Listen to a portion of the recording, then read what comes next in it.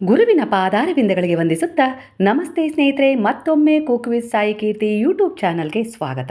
ಸ್ನೇಹಿತರೆ, ಮತ್ತೊಂದು ಏಕಾದಶಿ ಬರ್ತಾ ಇದೆ.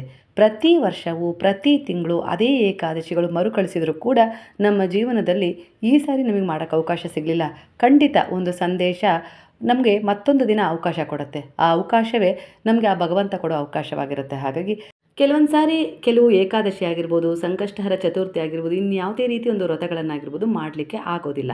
ಆದರೆ ಖಂಡಿತ ಒಂದಲ್ಲ ಒಂದು ದಿನ ನಮಗೆ ಅದನ್ನು ಮಾಡೋಕ್ಕೆ ಅವಕಾಶ ಸಿಗುತ್ತೆ ಅಂದರೆ ಖಂಡಿತ ನಾವು ಆ ದೇವರಿಗೆ ಕೃತಜ್ಞತೆಗಳನ್ನು ಹೇಳಬೇಕು. ಸ್ನೇಹಿತರೆ, ಹಾಗಾದರೆ ಮಾರ್ಚ್ ತಿಂಗಳ ಅಂದರೆ 2026 ಮಾರ್ಚ್ ತಿಂಗಳಲ್ಲಿ ಕೃಷ್ಣ ಪಕ್ಷದಲ್ಲಿ ಬರ್ತಾ ಇದೆ ಪಾಪಮೋಚಿನಿ ಏಕಾದಶಿ. ಈ ಏಕಾದಶಿ ನಮ್ಮ ವರ್ತಮಾನದ ಪಾಪ ಹಾಗೆ ಹಿಂದಿನ ಜನ್ಮದ ಪಾಪಗಳನ್ನು ಕಳ್ಕೊಳ್ಳೋಕ್ಕೆ ನಮಗೆ ದಾರಿ ಮಾಡಿಕೊಡುತ್ತೆ. ಪಶ್ಚಾತ್ತಾಪ ಪಟ್ಟು ನಮ್ಮ ತಪ್ಪುಗಳನ್ನು ಒಪ್ಕೊಂಡು ಅದನ್ನು ಗುರುವಿನಲ್ಲಿ, ನೀವು ನಂಬಿದ ದೇವರುಗಳಲ್ಲಿ ಕ್ಷಮೆಯನ್ನು ಯಾಚಿಸುವ ಮೂಲಕ ನೀವು ಪಾಪಮೋಚಿನಿ ಏಕಾದಶಿ ಆಚರಣೆಯನ್ನು ಮಾಡಿದರೆ ಖಂಡಿತವಾಗಿಯೂ ನಿಮ್ಮ ಪಾಪಗಳು ನಶಿಸ್ತವೆ. ಭಗವಂತನ ಅನುಗ್ರಹ, ಆಶೀರ್ವಾದ, ಕೃಪೆ, ಗುರುವಿನ ಮಾರ್ಗದರ್ಶನ ನಿಮಗೆ ಸದಾ ಕಾಲಕ್ಕೂ ಸಿಗ್ತಾ ಹೋಗುತ್ತೆ. ನಿಮ್ಮ ಜೀವನ ಒಂದು ಒಳ್ಳೆಯ ರೀತಿಯಲ್ಲಿ ರೂಪಿಸ್ಕೊಳ್ಳೋಕ್ಕೆ ಆ ಭಗವಂತ ನಿಮಗೆ ಸಹಾಯ ಮಾಡ್ತಾರೆ. ಹಾಗಾದರೆ 2026 ಮಾರ್ಚ್ ತಿಂಗಳಲ್ಲಿ ಬರ್ತಾ ಇರುವ ಈ ಪಾಪಮೋಚಿನಿ ಏಕಾದಶಿ ಯಾವಾಗ ಇದೆ?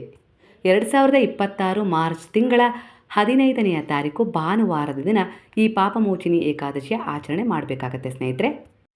ಹಾಗೆ ಈ ಪಾಪಮೋಚಿನಿ ಏಕಾದಶಿ ಚೈತ್ರ ಮಾಸದ ಕೃಷ್ಣ ಪಕ್ಷದ 11ನೆಯ ದಿನಕ್ಕೆ ಬರುತ್ತೆ. ಅದಕ್ಕಾಗಿ ಇದನ್ನು ಪಾಪಮೋಚಿನಿ ಏಕಾದಶಿ ಅಂತೇಳಿ ಕರಿತೀವಿ. ಈ ಬಾರಿ ಈ ಏಕಾದಶಿ ಯಾವ ದಿನ ಆಚರಣೆ ಮಾಡಬೇಕು, ಹಾಗೆ ಮಾರನೇ ದಿನದ ಪಾರಾಯಣ ಸಮಯ ಯಾವಾಗ ತಿಳ್ಕೊಳ್ಳೋಣ. ಚೈತ್ರ ಮಾಸದ ಕೃಷ್ಣ ಪಕ್ಷದಲ್ಲಿ ಬರುವ ಈ ಏಕಾದಶಿನ ಪಾಪಮೋಚಿನಿ ಏಕಾದಶಿ ಅಂತೇಳಿ ಕರಿತೀವಿ. ಈ ಏಕಾದಶಿ ಬರ್ತಾ ಇದೆ 2026 ಮಾರ್ಚ್ ತಿಂಗಳ 14ನೇ ತಾರೀಕು ಶನಿವಾರ ಬೆಳಗ್ಗೆ 8 ಗಂಟೆ 10 ನಿಮಿಷಕ್ಕೆ ಈ ಏಕಾದಶಿ ತಿಥಿಯ ಪ್ರಾರಂಭವಾಗುತ್ತೆ. 15ನೇ ತಾರೀಕು ಭಾನುವಾರ ಬೆಳಗ್ಗೆ 9 ಗಂಟೆ 30 ನಿಮಿಷಕ್ಕೆ ಏಕಾದಶಿಯ ತಿಥಿಯ ಸಮಾಪ್ತಿಯಾಗುತ್ತೆ. ನಂತರ ದ್ವಾದಶಿ ತಿಥಿ ಶುರುವಾಗುತ್ತೆ.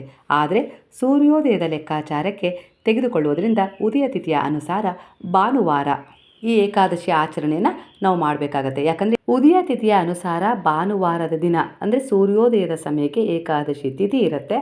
ಹಾಗಾಗಿ ಅಂದರೆ ಏಕಾದಶಿ ತಿಥಿಯ ಉಪಲಬ್ಧವಿರೋದರಿಂದ ನಾವು ಈ ದಿನವೇ ಏಕಾದಶಿ ಆಚರಣೆಯನ್ನು ಮಾಡಬೇಕಾಗತ್ತೆ ಭಾನುವಾರ. ಹಾಗೆ ಪಾರಾಯಣ ಸಮಯ ಯಾವಾಗ ಅಂದರೆ 14ನೇ ತಾರೀಕು ಸೋಮವಾರ ಪಾರಾಯಣವನ್ನು ಮಾಡ್ಕೊಳ್ಬೇಕು.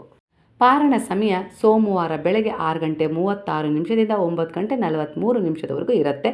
ಈ ಸಮಯದಲ್ಲಿ ಪೂಜೆ, ದಾನ, ಧರ್ಮ, ಸೇವೆ ಈ ರೀತಿಯಾಗಿ ಮಾಡಿಕೊಂಡು ನೀವು ನಂತರ ಪ್ರಸಾದವನ್ನು ಗ್ರಹಣ ಮಾಡ್ಬೋದು. ಆದರೆ ಈ ದಿನ ಕೂಡ ಸೋಮವಾರ ಸೋಮ ಪ್ರದೋಷ ಇರೋದರಿಂದ ಈ ದಿನ ಕೂಡ ನಾನು ಪ್ರದೋಷ ಕಾಲದ ಪೂಜೆಯನ್ನು ಮಾಡ್ತೀನಿ. ಅನ್ನ ಸೇವನೆ ಮಾಡೋದಿಲ್ಲ. ಏನು ಮಾಡಬೇಕು ಅಂದರೆ ಅನ್ನಕ್ಕೆ ಯಾವತ್ತೂ ಅವಮಾನ ಮಾಡಬಾರ್ದು. ಹಾಗೆ ಒಂದು ಈ ತಿಥಿ ಏಕಾದಶಿ ತಿಥಿ ಆಚರಣೆಯನ್ನು ಮಾಡಿದ್ದೀರಾ ಅಂದರೆ ಇದನ್ನು ಪೂರ್ಣಗೊಳ್ಳಬೇಕು ಅಂದರೆ ಒಂದು ಕಾಳಾದರೂ ಅನ್ನವನ್ನು ನೀವು ಆ ದಿನ ಸೇವನೆ ಮಾಡಬೇಕಾಗತ್ತೆ. ಹಾಗಾಗಿ ಆ ಅನ್ನದ ಕಾಳನ್ನು ಕೈಯಲ್ಲಿ ಹಿಡಿದು ನೀವು ಈಶ್ವರನಲ್ಲಿ ಹಾಗೆ ನಾರಾಯಣನಲ್ಲಿ ಪ್ರಾರ್ಥನೆಯನ್ನು ಮಾಡಿಕೊಂಡು ಈ ದಿನ ನಾನು ಏಕಾದಶಿ ವ್ರತದ ಆಚರಣೆಯನ್ನು ಮಾಡಿದೆ, ಅದು ಸಂಪನ್ನಗೊಳ್ಳಬೇಕು ಅಂದರೆ ನಾನು ಈ ಅನ್ನವನ್ನು ಗ್ರಹಣ ಮಾಡಬೇಕು. ಹಾಗಾಗಿ ಅದರಲ್ಲಿ ಒಂದು ಕಾಳು ಅನ್ನವನ್ನು ನಾನು ಗ್ರಹಣ ಮಾಡ್ತಾ ಇದ್ದೀನಿ.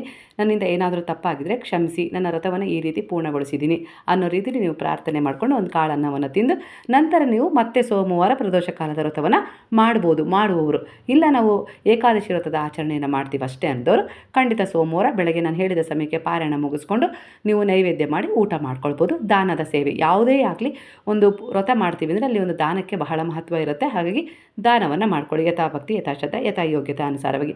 ಒಂದು ಪ್ರಾಣಿಗೆ ನಿಮ್ಮ ಕೈಯಾರೆ ಒಂದು ಮುಷ್ಟಿ ಅಕ್ಕಿಯನ್ನು ಕಾಳನ್ನು ಕೊಟ್ಟರು ಕೂಡ ಪ್ರಾಣಿ ಪಕ್ಷಿಗಳಿಗೆ ಅದು ಕೂಡ ದಾನವಾಗಿರುತ್ತೆ.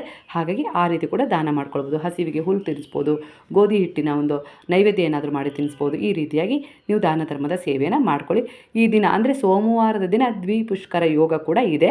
ಹಾಗೆ ಈ ದಿನ ಮೀನ ಸಂಕ್ರಾಂತಿ ಕೂಡ ಆಚರಿಸಲಾಗುತ್ತೆ ಸ್ನೇಹಿತರೆ. ಕೆಲವು ಕಡೆ ಪಾಪಗಳ ನಾಶಕ್ಕಾಗಿ ಅಂದರೆ ನಾವು ಹಿಂದಿನ ಜನ್ಮದಲ್ಲಿ ಮಾಡಿರ್ತೀವೋ, ಈ ವರ್ತಮಾನದಲ್ಲೇ ಕೆಲವಿಂದ ನಮ್ಮಿಂದ ಏನಾದರೂ ತಪ್ಪುಗಳಾಗಿ ಪಾಪಗಳಾಗಿರ್ತವೋ ಅವುಗಳಿಗೆಲ್ಲ ಪಶ್ಚಾತ್ತಾಪ ಪಟ್ಟು ನಾವು ಈ ದಿನ ಪಾಪಮೋಚಿನಿ ಏಕಾದಶಿ ವ್ರತದ ಆಚರಣೆಯನ್ನು ಮಾಡಬೇಕು ಸ್ನೇಹಿತರೆ. ಖಂಡಿತ ಒಳ್ಳೆಯದಾಗುತ್ತೆ. ಹೇಗೆ ಮಾಡಬೇಕು, ಹೇಗೆ ಉಪವಾಸ ಇರಬೇಕು ಅಂತ ನಾನು ಸಾಕಷ್ಟು ವಿಡಿಯೋಗಳಲ್ಲಿ ತಿಳಿಸಿದ್ದೀನಿ. ಇಲ್ಲೂ ಕೂಡ ಸಂಕ್ಷಿಪ್ತವಾಗಿ ತಿಳಿಸ್ತೀನಿ. ಬೆಳಗ್ಗೆ ಸ್ವಲ್ಪ ಬೇಗನೆ ಎದ್ದು ನಿಮ್ಮ ದಿನಚರಿಯನ್ನು ಮುಗಿಸ್ಕೊಂಡು ಕೆಲಸ ಕಾರ್ಯ ಎಲ್ಲ ಮುಗಿಸ್ಕೊಂಡು ಸ್ನಾನ ಮಾಡಿಕೊಂಡು ದೇವರಿಗೆ ಒಂದು ಪೂಜೆ ಮಾಡಿಕೊಂಡು ಯಥಾಭಕ್ತಿ ಯಥಾಶ್ರದ್ಧೆಯತ ಯೋಗ್ಯತೆ ಅನುಸಾರವಾಗಿ ಒಂದು ನೈವೇದ್ಯ ಮಾಡಿ ಉಪವಾಸ ಮಾಡಿ ಹಣ್ಣು ಹಾಲು ಸೇವನೆ ಮಾಡ್ಬೋದು. ನಾವು ಶಕ್ತರು ನಾವು ನೀರು ಕುಡದೆ ಉಪವಾಸ ಮಾಡ್ತೀವಿ ಅಂದರೆ ಹಾಗೂ ಕೂಡ ಮಾಡ್ಬೋದು. ಮಾತ್ರೆ ಮೆಡಿಸಿನ್ ತಗೊಳ್ತೀವಿ ಅಂದರೆ ಶಾಬಕ್ಕೆ ಕಿಚಡಿ ಹಾಲು ಹಣ್ಣು ಸೇವನೆ ಮಾಡಿಕೊಂಡು ನೀವು ಈ ವ್ರತದ ಆಚರಣೆಯನ್ನು ಮಾಡ್ಬೋದು. ಹರಿನಾಮ ಸ್ಮರಣೆ ಮಾಡಲೇಬೇಕು. ಹರೇ ರಾಮ ರಾಮ ರಾಮ ಹರೇ ಹರೇ, ಹರೇ ಕೃಷ್ಣ ಕೃಷ್ಣ ಕೃಷ್ಣ ಹರೇ ಹರೇ ಅನ್ನುವ ನಾಮ ಜಪವನ್ನು ಎಷ್ಟು ಬಾರಿ ಆಗುತ್ತೋ ಅಷ್ಟು ಬಾರಿ ಜಪಿಸ್ರಿ. ಹಾಗೆ ಒಳ್ಳೆಯದನ್ನೇ ಯೋಚಿಸ್ರಿ, ಒಳ್ಳೆಯದನ್ನೇ ಯೋಜಿಸ್ರಿ, ಹಾಗೆ ಎಲ್ಲರಿಗೂ ಒಳ್ಳೆಯದನ್ನೇ ಬಯಸ್ರಿ. ಖಂಡಿತವಾಗಿ ಒಳ್ಳೆಯದಾಗ್ತಾ ಹೋಗುತ್ತೆ ಸ್ನೇಹಿತರೆ. ಹಾಗೆ ತಂದೆ ತಾಯಿಗಳ ಆಶೀರ್ವಾದವನ್ನು ಈ ದಿನ ಪಡ್ಕೊಳ್ಳೋದನ್ನು ಮರಿಬೇಡಿ.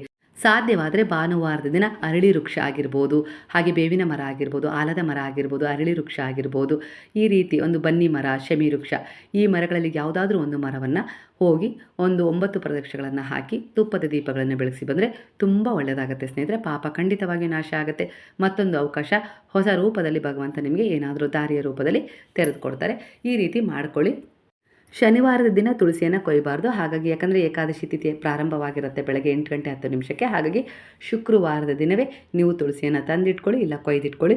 ನಂತರ ತುಳಸಿಯ ಬೃಂದಾವನದ ಎದುರುಗಡೆ ತುಪ್ಪದ ದೀಪಗಳನ್ನು ಹಚ್ಚೋದನ್ನು ಮರಿಬೇಡಿ. ಶನಿವಾರ ಮತ್ತು ಭಾನುವಾರ 2 ದಿನ ನಿಮ್ಮ ಮನೆಯಲ್ಲಾಗಿರ್ಬೋದು, ಹಾಗೆ ನಿಮ್ಮ ಮೇಲಾಗಿರ್ಬೋದು, ಯಾವುದೇ ರೀತಿಯ ಒಂದು ನಕಾರಾತ್ಮಕ ದೃಷ್ಟಿ ಇದ್ದರೆ ಆ ತುಳಸಿ ದೇವಿ ನಿಮ್ಮನ್ನು ರಕ್ಷಣೆ ಮಾಡ್ತಾಳೆ ಸ್ನೇಹಿತರೆ. ಹಾಗಾಗಿ ತುಳಸಿಗೆ ಎದುರಿಗೆ 2 ತುಪ್ಪದ ದೀಪಗಳನ್ನು ಹಚ್ಚಿ, ಹಾಗೆ ತುಳಸಿ ಕೂಡ ಇವತ್ತಿನ ದಿನ ಏಕಾದಶಿ ವ್ರತದ ಆಚರಣೆ ಮಾಡೋದರಿಂದ ತುಳಸಿ ಎಲೆಗಳನ್ನು ನಾವು ಯಾವುದೇ ಕಾರಣಕ್ಕೂ ಕೊಯ್ಯಬಾರ್ದು.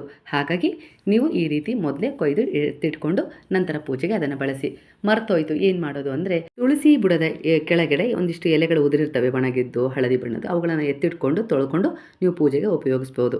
ಇದು ಏಕಾದಶಿಯ ಆಚರಣೆಯ ಸಂಪೂರ್ಣ ಮಾಹಿತಿಯಾಗಿತ್ತು. ಏಕಾದಶಿ ಯಾವಾಗ ಇದೆ, ಹಾಗೆ ಯಾವ ಸಮಯದಲ್ಲಿ ಪಾರಾಯಣ ಮಾಡ್ಕೊಳ್ಬೇಕು ಆ ಸಮಯವನ್ನು ಕೂಡ ನಾನಿಲ್ಲಿ ನಿಮಗೆ ತಿಳಿಸಿದ್ದೀನಿ. ಮದ್ಯ ಮಾಂಸ ಸೇವನೆ ಈ ದಿನ ಯಾವುದೇ ಕಾರಣಕ್ಕೂ ಮಾಡಬಾರ್ದು. ಆದಷ್ಟು ಸಾತ್ವಿಕ ಮಾತುಗಳು, ಸತ್ಕಾರ್ಯಗಳು, ಹಾಗೆ ಒಂದು ಸತ್ಕರ್ಮಗಳ ಕಡೆ ಗಮನ ಹರಿಸಬೇಕು. ಹಾಗಾದರೆ ಏಕಾದಶಿ ಆಚರಣೆಯನ್ನು ಮಾಡ್ತೀವಿ ಅಂದರೆ ಏಕಾದಶಿಯ ಕಥೆಯನ್ನು ಕೂಡ ನಾವು ಪಾರಾಯಣ ಮಾಡಬೇಕಾಗತ್ತೆ. ಹಾಗಾಗಿ ಈ ಸಮಯದಲ್ಲಿ ಆ ಕಥೆಯನ್ನು ಕೂಡ ನಾನಿಲ್ಲಿ ತಿಳಿಸ್ತಾ ಇದ್ದೀನಿ. ಪ್ರಾಚೀನ ಕಾಲದಲ್ಲಿ ಮೇಧಾವಿ ಮಹರ್ಷಿ ಎಂಬ ಮಹಾ ತಪಸ್ವಿ ಋಷಿ ಇರ್ತಾರೆ. ಅವರು ಕಠಿಣ ತಪಸ್ಸು ಮಾಡ್ತಾ ಕಾಡಿನಲ್ಲಿ ವಾಸ ಮಾಡ್ತಾ ಇರ್ತಾರೆ. ಅವರ ತಪಸ್ಸಿನ ಶಕ್ತಿಯಿಂದ ದೇವಲೋಕವು ಕೂಡ ಕಂಪಿಸುತ್ತಿರುತ್ತೆ. ಅಷ್ಟೊಂದು ತೇಜಸ್ವಿಯಾಗಿರ್ತಾರೆ ಈ ಮಹರ್ಷಿಗಳು. ಒಂದು ದಿನ ಸ್ವರ್ಗದಲ್ಲಿದ್ದ ಸುಂದರ ಅಪ್ಸರೆ ಮಂಜುಘೋಷ ಕಾಡಿಗೆ ಬರ್ತಾಳೆ. ಅವಳು ತನ್ನ ಸೌಂದರ್ಯ ಮತ್ತು ಸಂಗೀತದಿಂದ ಮೇಧಾವಿ ಋಷಿಯ ಮನಸ್ಸನ್ನು ಆಕರ್ಷಿಸಲು ಆರಂಭಿಸ್ತಾಳೆ. ನಿಧಾನವಾಗಿ ಋಷಿಯ ತಪಸ್ಸು ಭಂಗವಾಗತ್ತೆ ಮತ್ತು ಅವರು ಮಂಜುಘೋಷೆಯ ಮೇಲೆ ಮೋಹಿತರಾಗ್ತಾರೆ. ಹೀಗೆ ಅನೇಕ ವರ್ಷಗಳು ಕಳೆಯುತ್ತೆ. ನಂತರ ಮೇಧಾವಿ ಋಷಿಗೆ ತಮ್ಮ ತಪ್ಪಿನ ಅರಿವಾಗತ್ತೆ. ಅವರು ಕೋಪದಿಂದ ಮಂಜುಘೋಷೆಗೆ ಪಿಶಾಚಿಯಾಗಿ ಜನ್ಮ ತಾಳು ಎಂದು ಶಾಪವನ್ನು ನೀಡ್ತಾರೆ. ಶಾಪದಿಂದ ದುಃಖಗೊಂಡ ಮಂಜುಘೋಷ ಕ್ಷಮೆಯನ್ನು ಕೇಳ್ತಾಳೆ. ಆಗ ಋಷಿ ಹೇಳ್ತಾರೆ, ನೀನು ಪಾಪಮೋಚಿನಿ ಏಕಾದಶಿಯ ವ್ರತವನ್ನು ಭಕ್ತಿಯಿಂದ ಮಾಡಿದರೆ ಈ ಶಾಪದಿಂದ ಮುಕ್ತಿಯಾಗ್ತೀಯಾ ಅಂತ ಹೇಳ್ತಾರೆ. ಮಂಜುಘೋಷ ಆ ಏಕಾದಶಿಯ ದಿನ ಉಪವಾಸ ಮಾಡಿ ವಿಷ್ಣುವನ್ನು ಭಕ್ತಿಯಿಂದ ಪೂಜಿಸ್ತಾಳೆ. ಅದರ ಫಲವಾಗಿ ಅವಳ ಶಾಪ ಮುಕ್ತಿಯಾಗತ್ತೆ ಮತ್ತು ಅವಳು ಮತ್ತೆ ಸ್ವರ್ಗಕ್ಕೆ ಹಿಂತಿರುಗ್ತಾಳೆ. ಅದೇ ರೀತಿ ಮೇಧಾವಿ ಋಷಿಯು ಈ ವ್ರತವನ್ನು ಆಚರಿಸಿ ತನ್ನ ಪಾಪಗಳಿಂದ ಮುಕ್ತರಾಗ್ತಾರೆ. ಯಾಕಂದರೆ ಈ ಪಾಪಕ್ಕೆ ಇಬ್ಬರೂ ಕೂಡ ಕಾರಣರಾಗಿರ್ತಾರೆ. ಅದನ್ನು ಅರಿತು ಈ ಮೇಧಾವಿ ಋಷಿ ಕೂಡ ಈ ಒಂದು ಪಾಪ ವಿಮೋಚನಿ ಏಕಾದಶಿ ವ್ರತವನ್ನು ಆಚರಿಸಿರ್ತಾರೆ. ಮನಸ್ಸಿನ ತಪ್ಪು ನಿರ್ಧಾರಗಳಿಂದ ಪರಿಹಾರ ಪಡೆಯಲು ಮತ್ತು ಭಕ್ತಿ ಉಪವಾಸ ಸಹಾಯ ಮಾಡುತ್ತೆ. ಹಾಗಾಗಿ ಶ್ರೀಹರಿ ವಿಷ್ಣುವಿನ ಸ್ಮರಣೆ ಜೀವನದಲ್ಲಿ ಶಾಂತಿ ಮತ್ತು ಶುದ್ಧತೆಯನ್ನು ಕೊಡುತ್ತೆ. ಗುರುವಾಗಿ ಮಾರ್ಗದರ್ಶನ ಮಾಡ್ತಾರೆ. ಹಾಗೆ ನಿಮ್ಮ ಜೀವನದಲ್ಲಿ ಯಾವುದೊಂದು ಸಮಸ್ಯೆ ಬಂದರೂ ಅದಕ್ಕೆ ಪರಿಹಾರವಾಗಿ ಸಹಾಯ ಮಾಡ್ತಾ ನಿಮ್ಮ ಜೊತೆ ನಿಲ್ತಾರೆ. ನೀವು ಯಾವ ರೀತಿ ನಂಬಿಕೆ ಇಟ್ಟು ಭಗವಂತನಲ್ಲಿ ಶರಣಾಗ್ತಿರೋ ಹಾಗೆ ನಿಮ್ಮ ದಿನನಿತ್ಯದ ಕರ್ಮಗಳ ಉದ್ದೇಶ ಏನನ್ನು ಒಳಗೊಂಡಿರುತ್ತೋ ಅದೇ ನಿಮಗೆ ಮರಳಿ ಸಿಗ್ತಾ ಹೋಗುತ್ತೆ. ಈ ದಿನ ಪೂರ್ತಿ ಅಂದರೆ ಏಕಾದಶಿ ವ್ರತದ ಆಚರಣೆಯನ್ನು ಮಾಡ್ತೀವಿ ಅಂದರೆ ಆ ದಿನ ಪೂರ್ತಿ ಅನ್ನ ಸೇವನೆ ಮಾಡೋ ಹಾಗಿರೋದಿಲ್ಲ. ನೀವು ಶನಿವಾರ ರಾತ್ರಿಯೇ ಅನ್ನ ಸೇವನೆ ಬಿಡಬೇಕಾಗತ್ತೆ. ಏನಾದರೂ ಉಪ್ಪಿಟ್ಟು ಚಪಾತಿ ಈ ರೀತಿ ಮಾಡಿಕೊಂಡು ತಿಂದು ಮಲಗಿ ಲಘು ಆಹಾರ ತಗೊಳ್ಳಿ.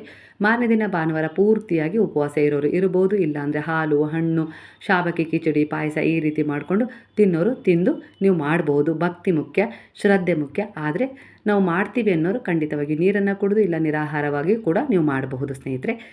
8 ವರ್ಷದ ಮಗುವಿನಿಂದ ಎಷ್ಟು ವರ್ಷದವರೆಗಾದರೂ ಏಕಾದಶಿ ವ್ರತದ ಆಚರಣೆಯನ್ನು ಮಾಡ್ಬೋದು. ನಾವು ಡೇಟ್ ಆಗಿದ್ದೀವಿ ಮಾಡ್ಬೋದಾ ಅಂದರೆ ಖಂಡಿತ ಉಪವಾಸದ ಆಚರಣೆಯನ್ನು ಮಾಡ್ಬೋದು. ದೇವರನ್ನು ಮುಟ್ಟಿ ಯಾವುದೇ ಕಾರಣಕ್ಕೂ ಪೂಜೆ ಮಾಡಬಾರ್ದು. ದೇವರಿಗೆ ಸಂಬಂಧಪಟ್ಟ ನೈವೇದ್ಯ ಆಗಿರ್ಬೋದು, ಹೂ ಕಟ್ಕೊಡೋದಾಗಿರ್ಬೋದು, ಈ ರೀತಿ ಯಾವುದನ್ನು ಮಾಡಬಾರ್ದು. ನಾಮಸ್ಮರಣೆ ಮಾಡ್ಬೋದು, ಹರಿನಾಮಸ್ಮರಣೆ ತಿಳಿಸಿದ್ದೇನೆ, ನಾಮಸ್ಮರಣೆ ಮಾಡ್ಬೋದು. ಹಾಗೆ ಉಪವಾಸ ಇದ್ದು ಈ ಏಕಾದಶಿ ವ್ರತದ ಆಚರಣೆಯನ್ನು ಮಾಡ್ಬೋದು. ನಮ್ಮ ಮನೆಯಲ್ಲಿ ಏನೇ ಒಂದು ಸೂತಕ ಇದೆ ನಾವು ಮಾಡ್ಬೋದಾ ಅಂದರೆ ಖಂಡಿತವಾಗಿ ಮಾಡ್ಬೋದು. ನಾನು ಈಗ ತಿಳಿಸಿದ್ದೀನಲ್ಲ ಅದೇ ರೀತಿ ಉಪವಾಸ ಇರಬೇಕು, ಹಾಗೆ ಪೂಜೆ ಏನು ಮಾಡಬಾರ್ದು, ಹಾಗೆ ನಾಮಸ್ಮರಣೆ ಮಾಡ್ಬೋದು. ಈ ರೀತಿಯಾಗಿ ನೀವು ಮಾಡಬಹುದು.